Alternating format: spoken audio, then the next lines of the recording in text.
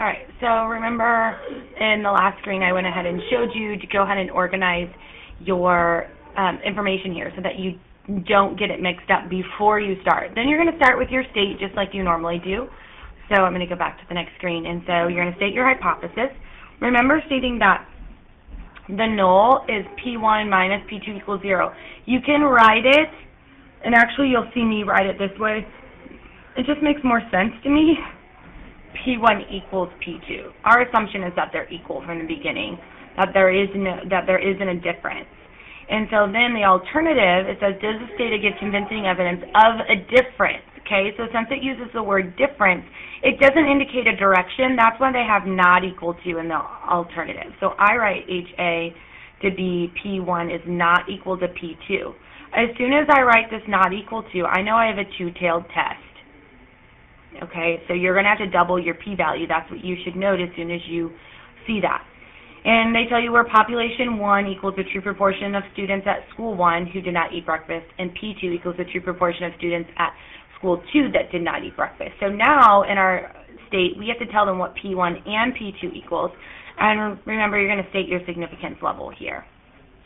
The plan is that we're going to perform a two-sample z-test if the conditions are met for P1 minus P2, or you can say equal to, depending on how you wrote your null.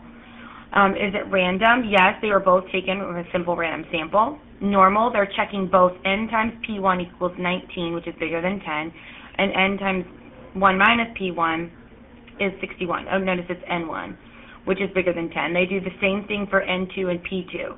All right, so my normal conditions met. Independent, they check both. 10 times 80 is 800, and 10 times 150 is 1,500, and they told you that more than 1,500 students attend each school.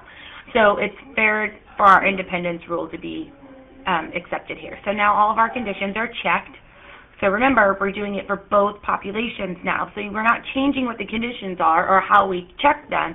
We just have to do it twice. So the do step, since we perform a two-sample z-test with difference, here we go. Remember, they went ahead and pooled it. I pooled it from the beginning when I wrote all my information down so that I had it, but it can be here in the do step as well.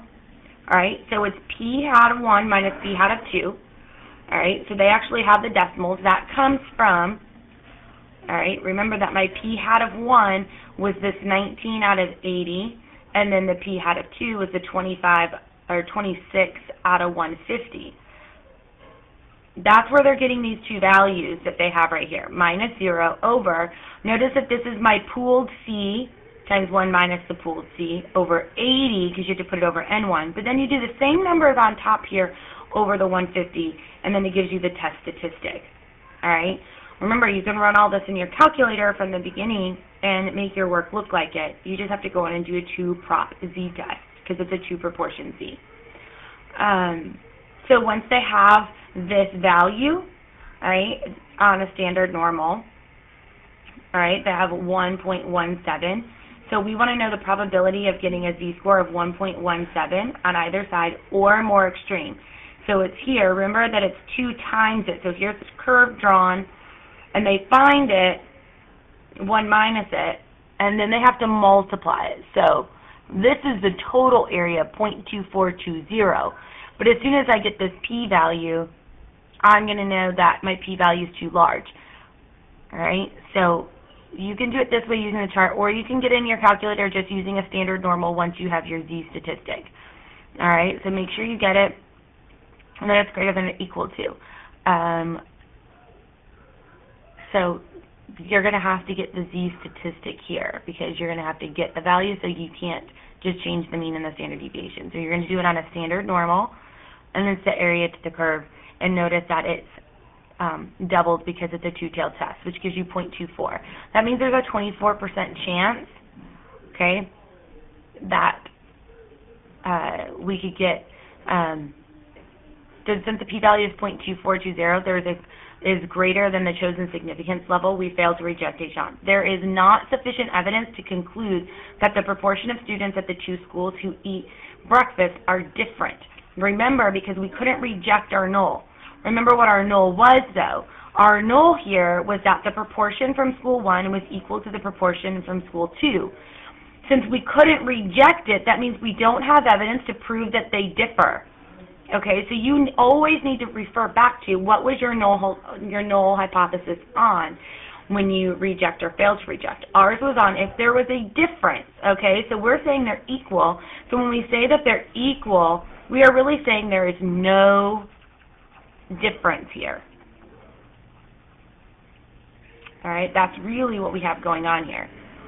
Okay, so just make sure that when you go into your conclusion, when we say we failed to reject H naught, okay, now it's in the context. So it says there is not sufficient evidence to conclude that the proportion of students at the two schools who didn't eat breakfast is different.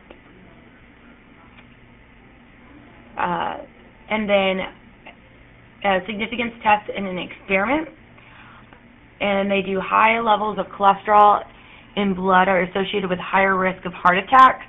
Will a drug using a lower blood cholesterol reduce heart attacks? The Helsinki Heart Study recruited middle-aged men with high cholesterol but no history of other serious medical problems to investigate this question. The volunteer subjects were assigned at random to one of the two treatments. Because they're assigning them at random, that's going to meet our random condition even though they are volunteer subjects. So it's going to be okay that I have some random treatment here. The 2051 men took the drug, that one, to reduce their cholesterol levels, and the control group took a placebo.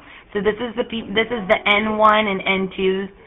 During the next 5 years, 56 men in the gemfibrozil group and 84 that took the placebo had heart attacks.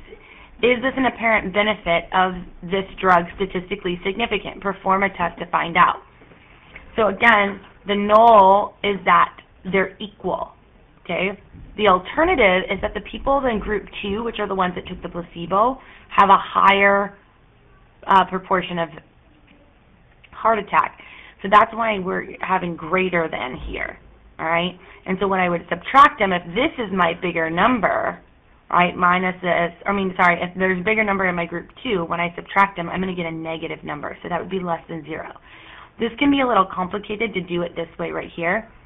So I would suggest writing your null and alternative like this, because the assumption is that they're equal. And remember, when they're equal, we're going to have to get this pooled sub C, the pooled value. But then it's easy to tell that they think that the people in group 2, all right, the second group, this ones that got the placebo, had more heart attacks, which would make it eat the group 2.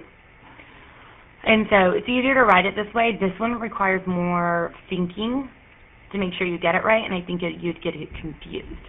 So this is my recommendation for you. You can do it this way. It's perfectly fine. I just don't recommend it for you.